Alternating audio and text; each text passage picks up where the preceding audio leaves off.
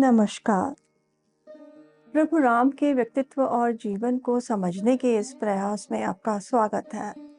यह वार्तालाप श्रृंखला राम को जानने, समझने और मन में बसाने के लिए है।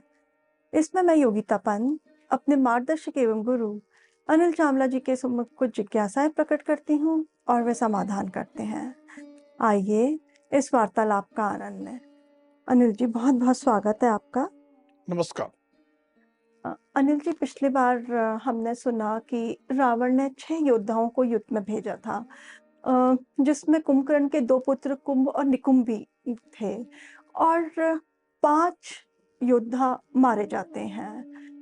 अब कुंभ जीवित नहीं है, यह जानकर तो निकुंभ बहुत ही आग बबूला हो गया होगा। उसने फिर क्या किया? पहले हमें समझना चाहिए कि निकुंभ कुंभकर्ण का पुत्र तो था, जी। लेकिन कितना महत्वपूर्ण व्यक्ति था। तुम्हें याद होगा कि रावण ने कहा था कि केवल 5 लोग हैं जो इस युद्ध को संभाल सकते। जी।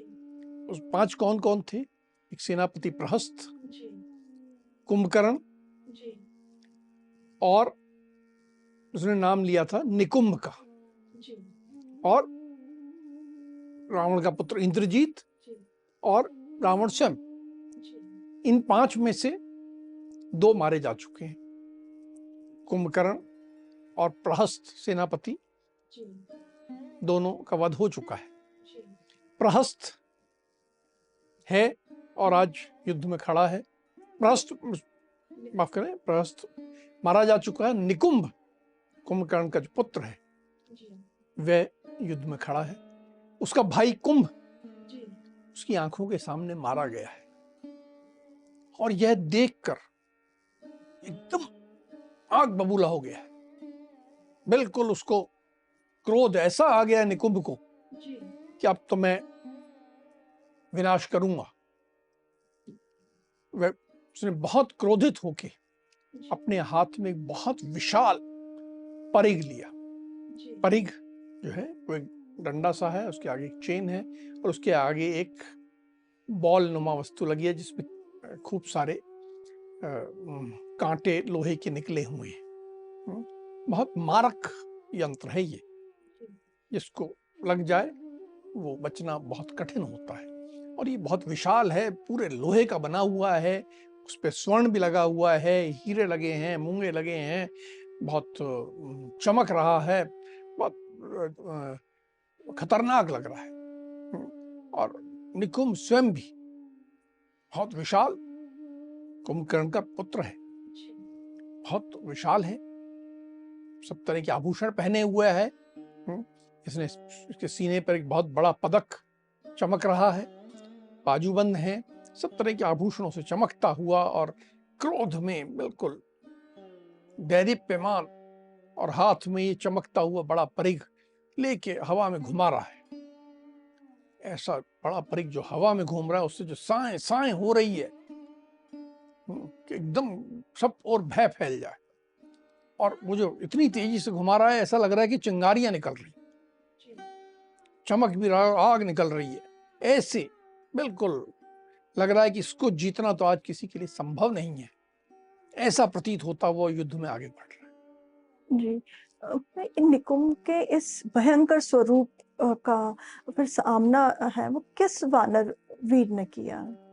अब जब ये ऐसा चला आ रहा था तो पवन पुत्र हनुमान महाशक्तिशाली, वे सीधा छाती खोल के उसके सामने खड़े हो गए कि ले तू मार। परिघ ने देखा ये कौन मेरे सामने वानर ऐसे हिम्मत से, बहादुरी से, पूरे चुनौती देते हुए सामने खड़ा है।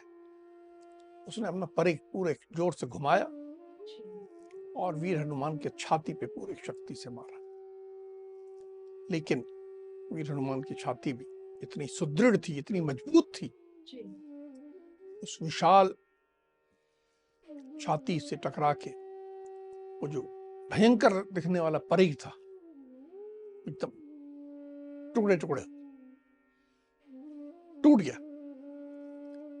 अब जब वो टूट गया तो निकुंभ एकदम चकित हो गया कि ये क्या हो गया, मेरा परिघ एक वानर की छाती पे लग के एकदम टूट गया। इससे पहले कि वो कुछ संभलता, हनुमान ने अपनी मुक्की नीची और पूरी शक्ति से निकुंभ की छाती पे अपना मुक्का दे मारा। पवन पुत्र हनुमान का यह मुक्का जो पूरी शक्ति से निकुंभ की छाती पे लगा, निकुंभ ने कवच पहना था, कवच फट गया, छाती में भारी चोट पहुंची, रक्त बहने लगा, निकुंभ एकदम हिल गया, विचलित हुआ, उसने अपने आप को संभाला और इस बार उसने आक्रमण करने की जगह दूसरी रणनीति बनाई। उसने हनुमान को पकड़ा और सोचा मैं उसको उठाकर अपहरण करके ले जाऊं लंका में। तो जैसे वो ले जाने लगा कि अब तो सारे राक्षस बड़े हर्ष से गर्जना करने लगे, उनको लगा कि हमारा वीर निकुंभ जो है वो हनुमान का अपहरण करके ले जाएगा। लेकिन इतना आसान नहीं था। हनुमान ने उसी पकड़ में बंधे हुए निकुंभ पे एक के बाद एक मुक्के बरसाए। वो जो मुक्के बरसाए तो निकुंभ हिल गया, उसको पकड़ ढीली करनी पड़ी। जैसे पकड़ ढीली हुई, हनुमान खड़े हुए। अब उन्होंने निकुंभ को गिरा दिया पृथ्वी पे, पृथ्वी पे गिरा के उसके बाद निकुंभ की छाती पर चढ़ बैठे और छाती पे चढ़ के इन्होंने दोनों हाथों से उसके सिर को पकड़ा और बड़े जोरों से घुमा के उसके सिर को धड़ से अलग उखाड़ दिया और उखाड़ के दूर फेंक दिया। जब वो उखाड़ रहे थे तो कल्पना कर सकते हो कितना भयंकर दृश्य था। निकुंभ चीख रहा था, आर्तनाद कर रहा था, उसकी चीख दूर दूर तक सुनाई दे रही थी। उस चीख से सारे राक्षस भयभीत हो गए कि ये कितना भयंकर दृश्य है। शस्त्र अस्त्र से मारना तो सुनते आए हैं, लेकिन ऐसे किसी का सिर पकड़ के उखाड़ दिया जाए उसके धड़ से, ये देख के एकदम भय व्याप्त हो गया। लेकिन वानर सेना में एकदम हर्ष हो गया, सब हर्ष से गर्जना करने लगे कि कुंभकर्ण का पुत्र निकुंभ मारा गया। कुंभकर्ण के पुत्र कुंभ और निकुंभ की मृत्यु का समाचार जानने के बाद तो रावण अत्यधिक क्रोधित हो गया होगा। फिर उसने किसको युद्ध में भेजा? उनका क्रोधित होना तो स्वाभाविक है। क्रोधित भी हो गया, शोक भी हो गया, दुखी भी हो रहा है। उसके भतीजे थे,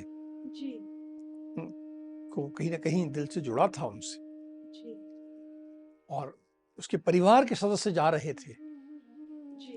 क्रोध, शोक, घबराहट, समझ भी नहीं आ रहा कि अब मैं क्या करूं। तो फिर उसे ध्यान आया कि एक युवा को भेजा जाए। तो तुम्हें ध्यान होगा कि दंडकारण्य में राम ने जब 14,000 राक्षसों को मारा था तो उस समय खर को मारा था।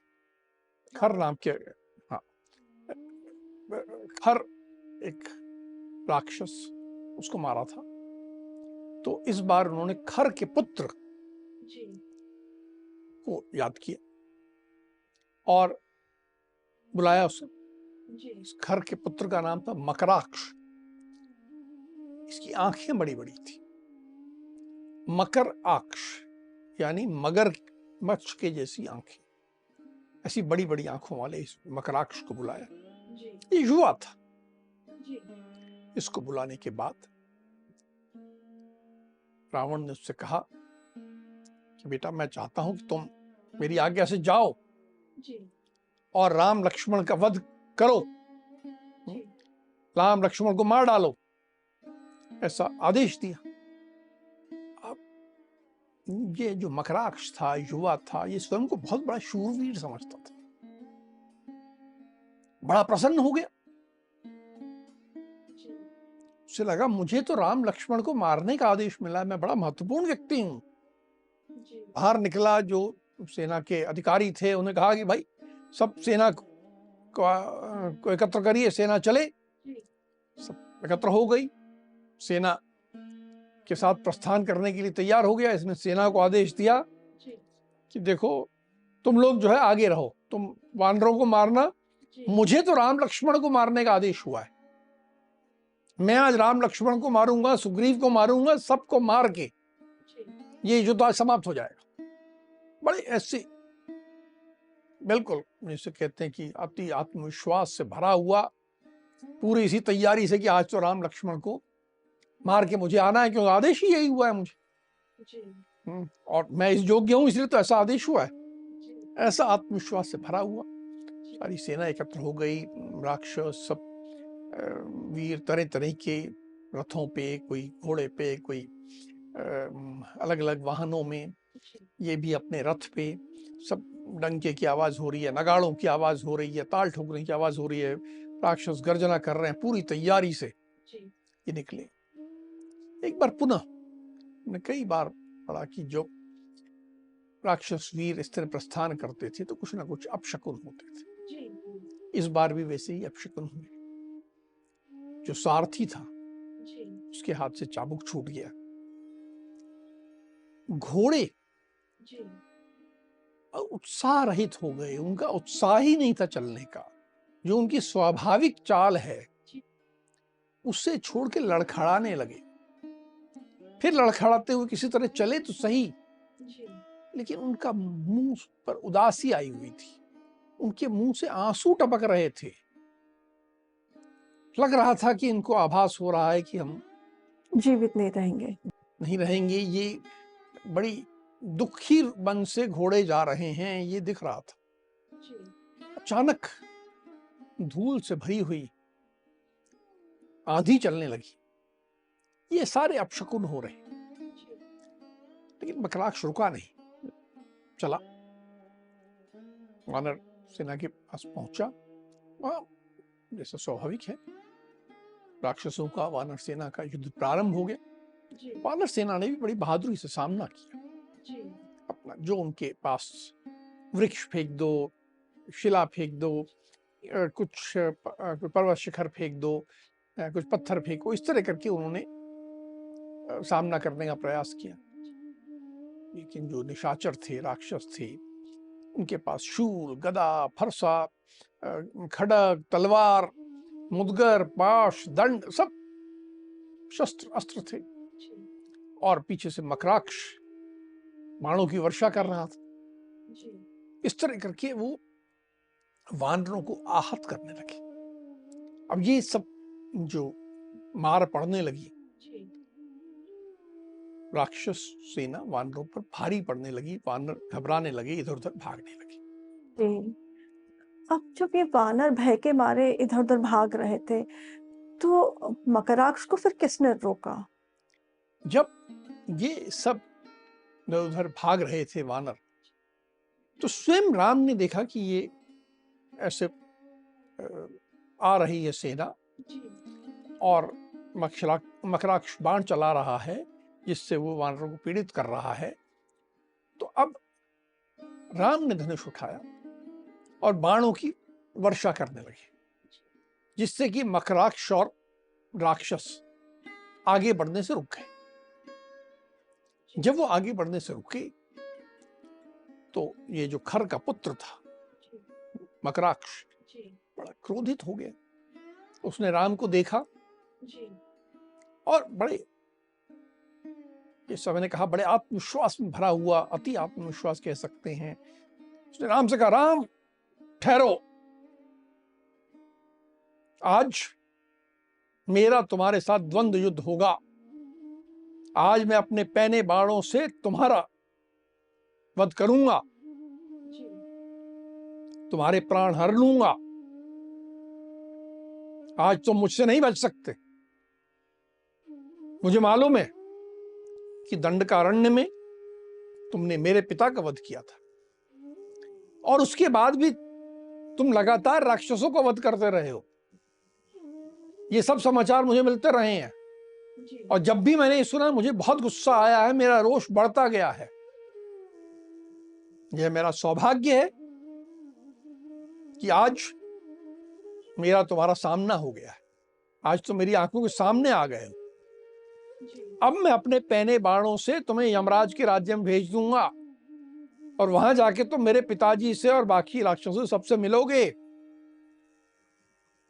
और आज जब बाकी सब ये युद्ध रुक जाए, जितने राक्षस हैं, वानर हैं, सब इस रणभूमि में देखें कि मैं कैसे ये द्वंद्व युद्ध करके तुम्हें मारूंगा।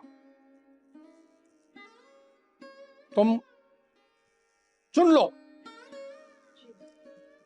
कि तुम्हारे को किसका अभ्यास ज्यादा अच्छा है। तुम धनुष बाण से युद्ध करना चाहते हो, अस्त्रों से करना चाहते हो, गदा से करना चाहते हो, भुजाओं से करना चाहते हो, जैसे कहोगे मैं तुमसे द्वंद्व युद्ध के लिए तैयार हूं। और अब ये द्वंद्व युद्ध होगा और ये सब देखेंगे और इसके बाद मैं तुम्हारा वध करूंगा। इस प्रकार ये खरपुत्र संबोधित कर रहा है राम को। राम हंसने लगे और कहा कि हे निशाचर, क्यों व्यर्थ व्यर्थ डींगे हाँक रहा है। यह सच बात है कि मैंने ही दंडकारण्य में तुम्हारे पिता का वध किया। वहां मैंने 14,000 राक्षसों का वध किया था। वहीं पर त्रिशिरा का भी किया था, दूषण का भी किया था, इन सब का वध किया था। तो जैसे मैंने उस समय इन सब का वध करके बहुत सारे गिद्धों, गीदड़ों, कौओं को खूब मांस खिलाया था, उन्हें तृप्त किया था, वैसे आज मैं तेरा मांस गिद्धों, गीदड़ों और कौओं को खिलाने वाला हूं। ज्यादा बड़ी बड़ी बातें मत कर। इस तरह करके राम ने भी उसके जो दंभपूर्ण बात थी उसका समुचित उत्तर दिया। मकराक्ष और राम के बीच में जो वार्तालाप हुई, इसके बाद तो फिर दोनों में युद्ध प्रारंभ हो गया होगा। स्वाभाविक है कि उसके बाद वो युद्ध होगा। मकराक्ष ने राम पर बाणों की वर्षा प्रारंभ कर दी। राम ने भी बाणों की वर्षा प्रारंभ की और जितने बाण मकराक्ष ने छोड़े थे राम ने उनको काट दिया। लगातार अब दोनों के बीच में बाणों से युद्ध प्रारंभ हो गया।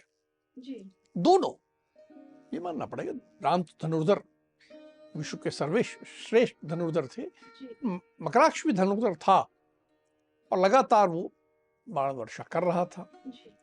दोनों के बीच में जो ये हुआ, दोनों के शरीर पे कुछ ना कुछ बाण लग गए थे, दोनों के शरीर बिंध गए थे।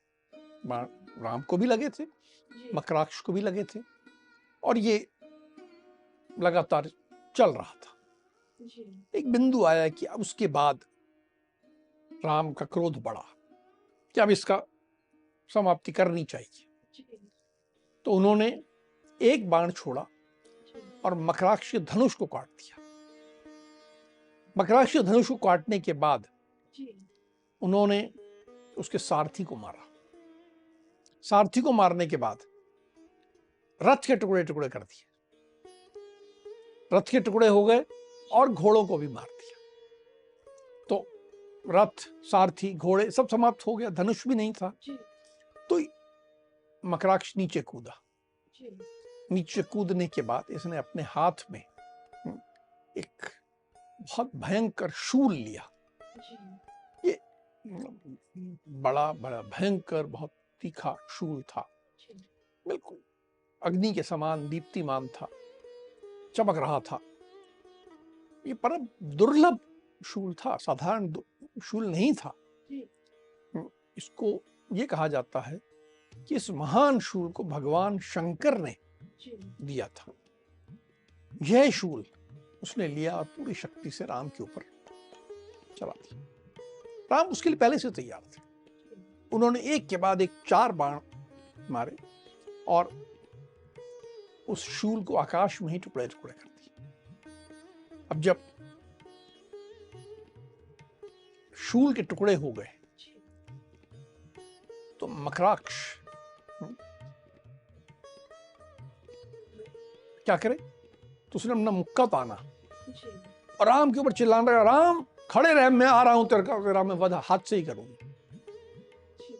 राम फिर हंसे कि ये युवा कितनी दंभपूर्ण बात कर रहा है। इस बार उन्होंने अपने धनुष पर आग्नेयास्त्र का संधान किया और उस आग्नेयास्त्र को मकराक्ष पे चला दिया। जो ये अस्त्र था सीधा जाके उसके हृदय में घुसा, उसका हृदय फट गया और हृदय के फटने के बाद मकराक्ष के प्राण पखेरु उड़ गए, उसका देहांत हो गया। मकराक्ष के मारे जाने के पश्चात अब रावण ने किसको भेजा युद्ध में? मकराक्ष मारा गया, कुंभकर्ण के 2 पुत्र पहले मारे गए थे। वो बिल्कुल क्रोधित हो गया, दांत भींचने लगा, बिल्कुल पागल हो रहा था, समझ भी नहीं आ रहा था क्या करूं। इस समय उसे एक ही व्यक्ति दिखा, उसका स्वयं का पुत्र इंद्रजीत। रावण ने इंद्रजीत को बुलाया और आज्ञा दी कि वीर तुम जाओ युद्ध में और ये दोनों भाइयों राम और लक्ष्मण को जैसे चाहे छिप के, प्रत्यक्ष रूप से अप्रत्यक्ष रूप से, जैसे चाहे इनको मार दो। तुमने तो देवराज इंद्र को भी परास्त किया है, कई बार परास्त किया, तो उनको परास्त कर देते हो, तो ये 2 मनुष्य तुम्हारे लिए क्या मतलब रखते हैं? इन 2 मनुष्यों को तुम अवश्य मार सकते हो। इंद्रजीत ने भी अपने पिता की आज्ञा शिरोधार्य की और अब वो पुनः युद्ध के मैदान में आया। युद्ध के मैदान में आने के बाद इस बार भी उसने पहली बार की तरह आने के बाद सीधा युद्ध प्रारंभ नहीं किया। उसने अग्नि प्रज्वलित की, जो उसका अनुष्ठान था, जो पहले भी उसने किया था, ठीक वैसे ही किया, जिसमें उसने एक काले रंग के बकरे को जीवित अग्नि में होम किया। सब जो अनुष्ठान था वो करके उसने ब्रह्मास्त्र का एक बार पुनः संधान किया। पर इस बार ब्रह्मास्त्र जो है वो केवल सुरक्षात्मक था। ब्रह्मास्त्र का ये होता है कि आप बार बार प्रयोग नहीं कर सकते, एक व्यक्ति पर एक बार से दूसरी बार प्रयोग नहीं होता। तो वो अब सेना पर ब्रह्मास्त्र का प्रयोग नहीं कर सकता था, लेकिन अपनी सुरक्षा के लिए तो कर सकता था। तो उसने अपने रथ को, स्वयं को, सबको ब्रह्मास्त्र से सुरक्षित किया और उसके बाद उसने अपनी माया से, अंतर्ध्यान विद्या से स्वयं को और अपने रथ को अदृश्य कर लिया कि कोई उसे देख भी ना सके और ब्रह्मास्त्र होने के कारण पूरी तरह सुरक्षित भी हो जाए। अनिल जी, ये सब अनुष्ठान करने के बाद तो इंद्रजीत को जीतना अत्यंत कठिन हो गया होगा। उसने युद्ध में किस प्रकार से आक्रमण किया?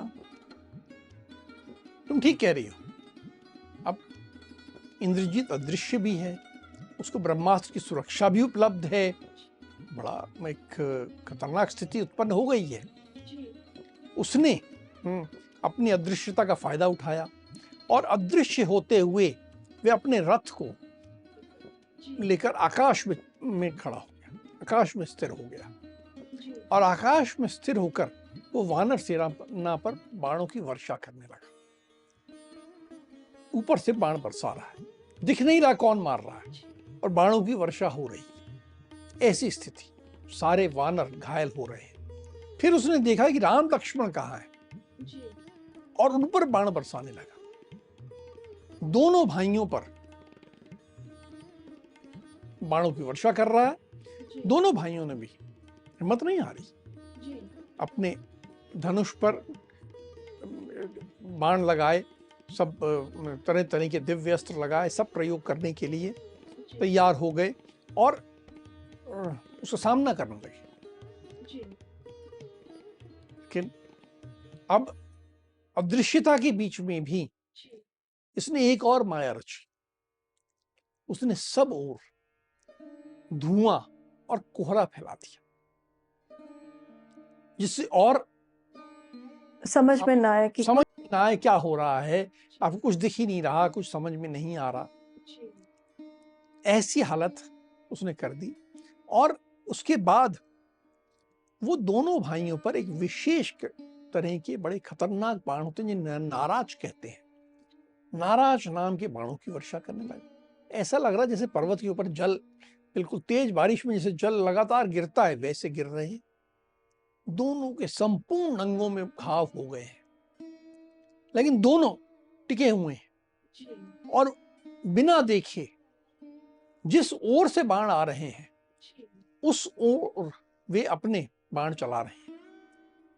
उनके बाण जाते इंद्रजीत को कुछ घायल भी करते और वापस थोड़ा खून लेके नीचे गिर जाते।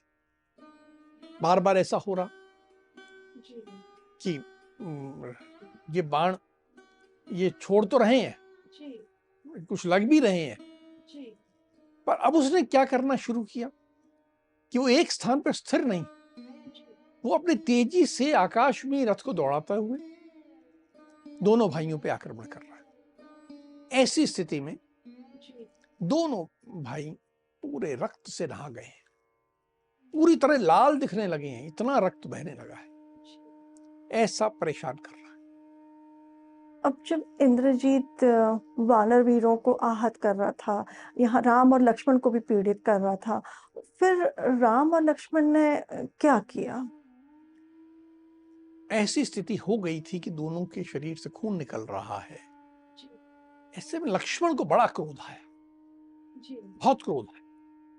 उन्होंने राम से कहा कि बहुत हो गया, अब मैं समस्त राक्षसों की समाप्ति के लिए ब्रह्मास्त्र का संधान कर रहा। अब मैं ब्रह्मास्त्र का प्रयोग करूंगा, केवल इसके लिए नहीं, विश्व में पूरे भूमंडल में जहां भी राक्षस हैं सब समाप्त हो जाएंगे। मैं ऐसा प्रयोग करता हूं और इसको समाप्त कर देता हूं। राम ने उसे रोका कि ऐसा करना, समस्त राक्षसों का संहार करना तुम्हारे लिए उचित नहीं। मर्यादा है, नीति है कि जो युद्ध ना कर रहा हो उसे ना मारा जाए, जो हाथ जोड़कर तुम्हारी शरण में आ जाए उसे भी ना मारा जाए, जो युद्ध से भाग रहा हो अथवा पागल हो गया हो उसे भी ना मारा जाए। ऐसे व्यक्तियों को मारना तुम्हारे लिए ठीक नहीं, तुम्हें नहीं मारना चाहिए। इतना पीड़ित होने के बाद भी धर्म का पालन कर, का मर्यादा का, कि ऐसा नहीं करना चाहिए। लेकिन तुम्हारी ये बात सही है कि अब हमने बहुत सह लिया, अब इसकी समाप्ति होनी चाहिए। अब मैं इंद्रजीत के वध का ही प्रयत्न करता हूं और ऐसे अस्त्रों का प्रयोग करूंगा जो कि बिल्कुल विषैले सर्पों के समान भयंकर हैं। वेगशाली अस्त्रों का प्रयोग करेंगे और इंद्रजीत का वध कर देंगे। अब हम और नहीं सहेंगे। ये राम ने लक्ष्मण से कहा कि ये राक्षस जो है ना अत्यंत नीच है, इसने स्वयं को छुपा लिया है,